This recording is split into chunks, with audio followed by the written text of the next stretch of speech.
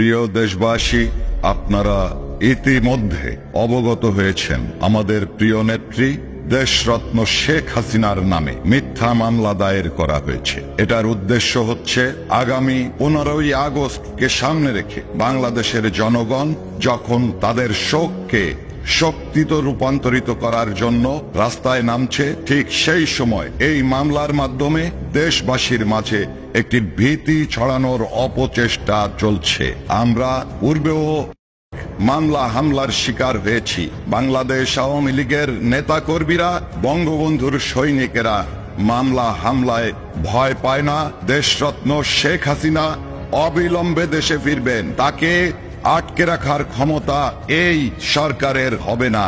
আমি দেশবাসীর উদ্দেশ্যে বলতে চাই, বাংলাদেশ আওয়ামী লীগের পক্ষে শেখ হাসিনার মুক্তির আন্দোলনকে দুর্বার গতিতে এগিয়ে নিয়ে যাবেন। আগামী 15ই আগস্টে বঙ্গবন্ধুর 32 নম্বর বাড়িতে আমাদের স্বাধীনতার স্মৃতি বিজড়িত, আমাদের মুক্তিযুদ্ধ সহ সকল আন্দোলন সংগ্রামের আমাদের ঠিকানা 32 নম্বরে আপনারা শ্রদ্ধা নিবেদন করবেন। দেশরত্ন শেখ হাসিনার বিরুদ্ধে যে মিথ্যা মামলা করা হয়েছে তার প্রতিবাদে আপনারা তীব্র প্রতিবাদে রাস্তায় নামবেন।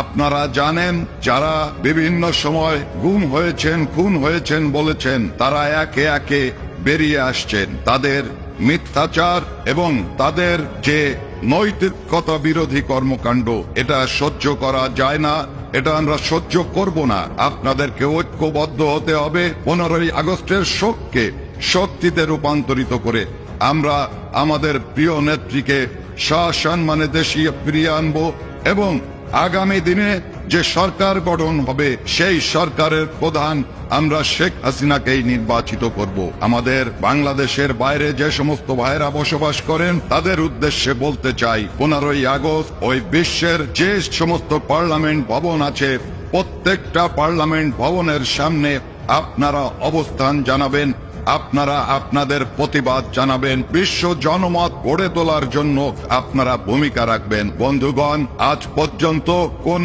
অপশক্তি ষড়যন্ত্র করে ক্ষমতাকে পাকাপোক্ত করতে পারে নাই, এই সরকারও পারবে না। আজকে যে অপপ্রচার চলছে, যে রাষ্ট্রযন্ত্র শেখ হাসিনাকে দায়ী করছে, বল প্রয়োগের মাধ্যমে দেশ থেকে বাধ্য করে শেখ হাসিনাকে মিথ্যা মামলা দিয়ে দেশে যাতে না ফিরতে পারে সেই ভয় দেখাচ্ছেন। আপনাদের ভয়ে শেখ হাসিনা ভীত নয়, আপনাদের ভয়ে মুজিব পাগল মানুষ ভীত নয়। আপনাদেরকে আমরা অহিংস আন্দোলনের মাধ্যমে মোকাবেলা করব। আমরা আমাদের সর্বাত্মক শক্তি নিয়ে বাংলাদেশে গণ অভ্যুত্থান ঘটাবো ইনশাআল্লাহ। জয় বাংলা, জয় বঙ্গবন্ধু।